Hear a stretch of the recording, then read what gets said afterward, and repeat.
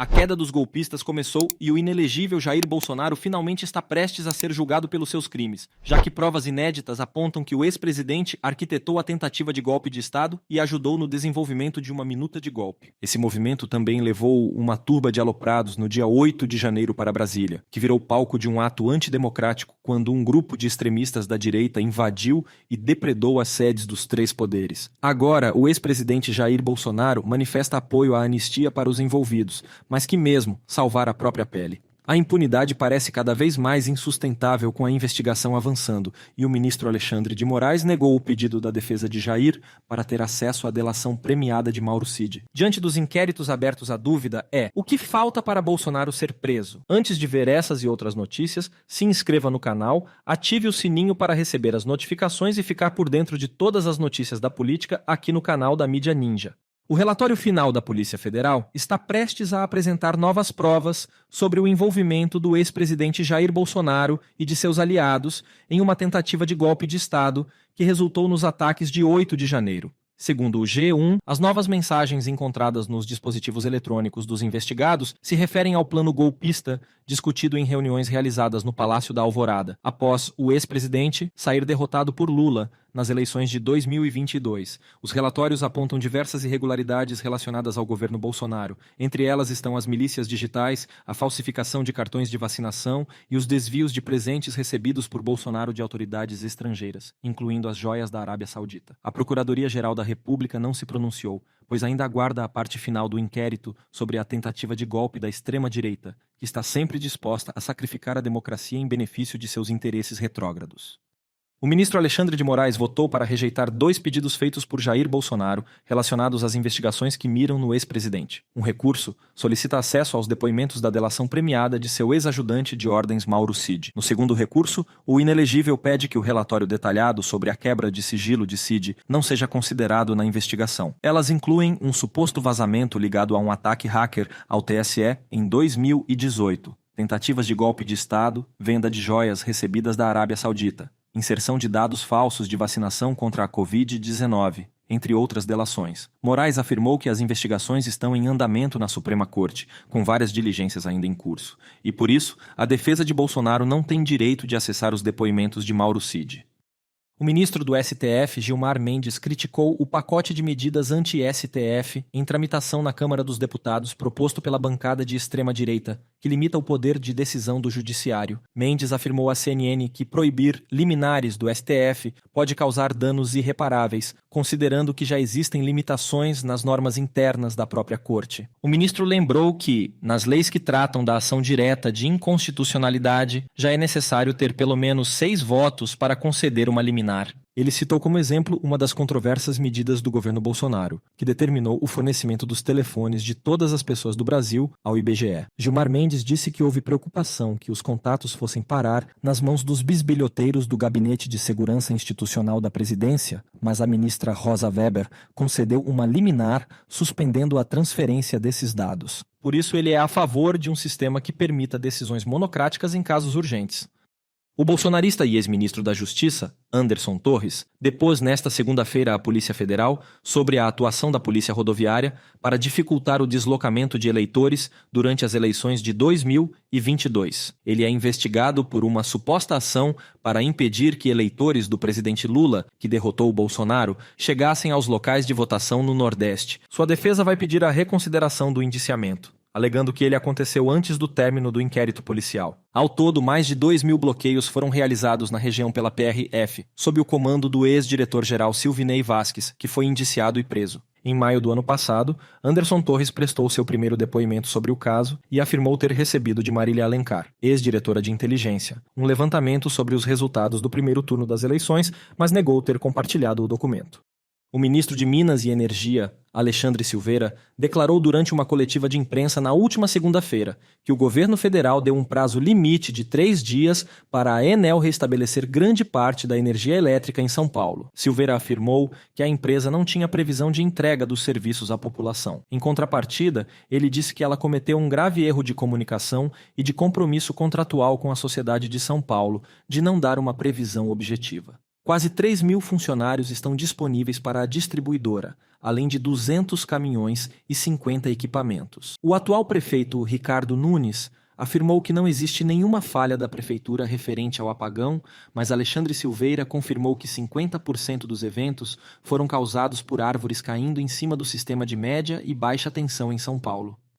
Após uma tempestade em São Paulo na última sexta-feira, mais de 2 milhões de casas foram afetadas por um apagão e muitos moradores ainda relatam falta de energia. Um morador do Jardim Iracema, na Zona Sul, relatou ao UOL que está se sentindo humilhado com o tamanho descaso da Enel. Com criança pequena em casa e trabalhando em home office, Rafael suspeita que no bairro do presidente da Enel não está faltando energia, porque eles sabem a quem importa priorizar. Ele também declarou que todos os alimentos que estavam na geladeira estragaram após 70 horas sem energia. Ao entrar em contato com a empresa, eles afirmaram que irão ressarcir o prejuízo, mas Rafael não acredita que isso será feito. A Enel está atualizando os clientes pelas redes sociais, mas muitos ainda relatam falta de luz nos bairros onde moram, e mais de 200 mil casas ainda permanecem sem energia.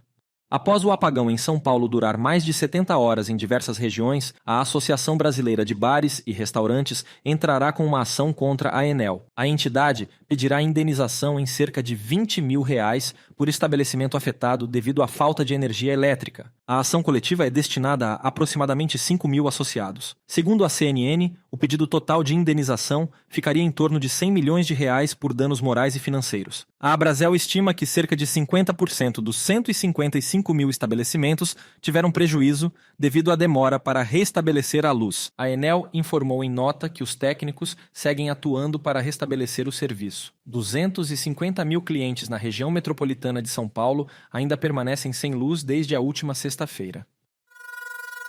Veja agora um trecho do debate realizado ontem para o segundo turno das eleições à Prefeitura de Natal, com Natália Bonavides e Paulinho Freire. A petista aborda uma pauta urgente na capital, os índices de roubo e furto de celulares. Enquanto Freire tenta fazer ataques e puxar o histórico da Natália como deputada federal, ela devolve na mesma moeda. Cita voto do Freire na Câmara pela soltura do Chiquinho Brazão, autor da morte de Marielle, e apresenta propostas concretas. No português claro, ela amassou o candidato do União Brasil.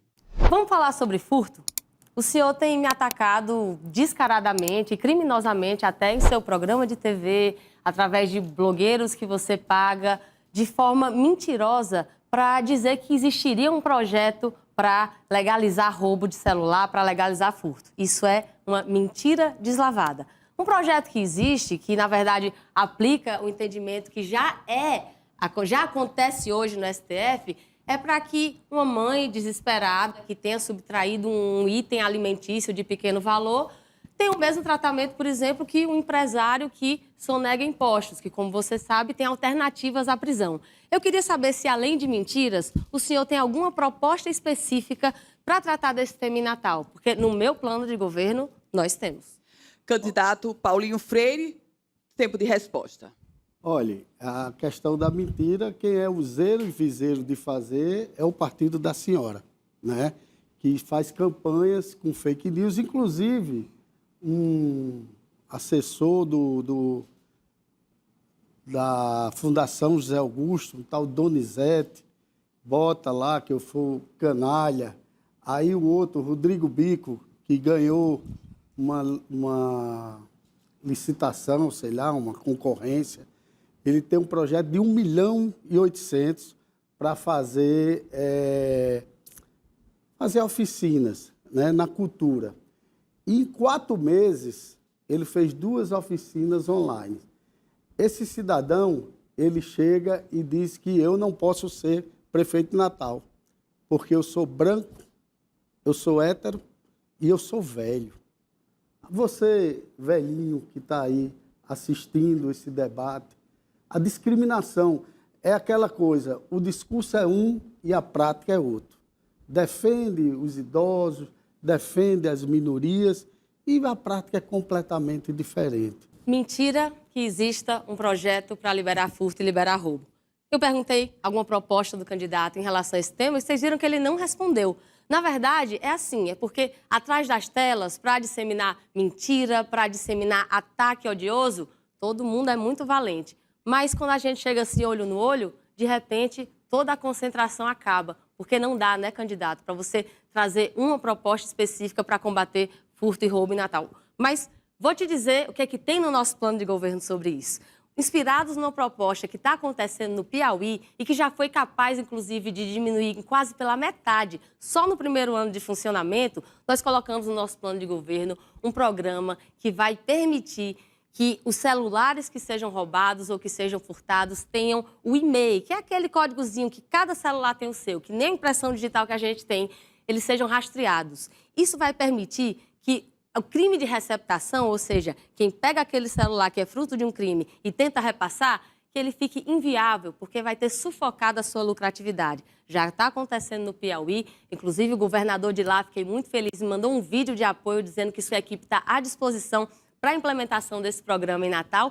E a gente aqui trabalha assim, quando vem as mentiras, quando vem os ataques, a gente responde com verdade e responde com propostas. Candidato, mas eu aproveito para perguntar se esse vigor que a campanha do senhor está tendo para me atacar em relação a esse projeto sobre o qual, eu repito, vocês têm mentido descaradamente, mas isso aí a gente resolve na justiça.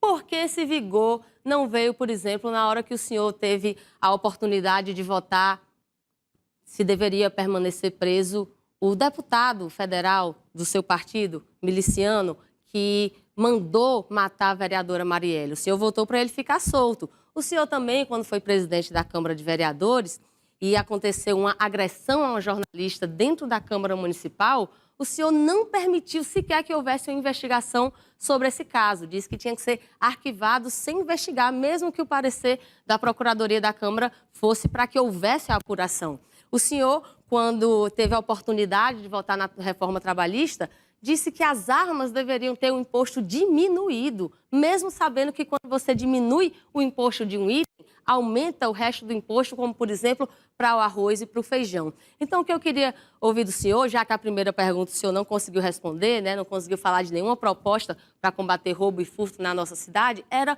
por que quando se trata de um bandido que é do seu partido, que é seu colega deputado, ou de alguém que tem ligação política com você na Câmara Municipal de Vereadores, por que para esses você é tão manso? Na verdade, tem uma conduta de proteção. E quando é para deixar a arma mais barata, o senhor não hesita. Deixa a arma mais barata, mesmo que o feijão fique mais caro.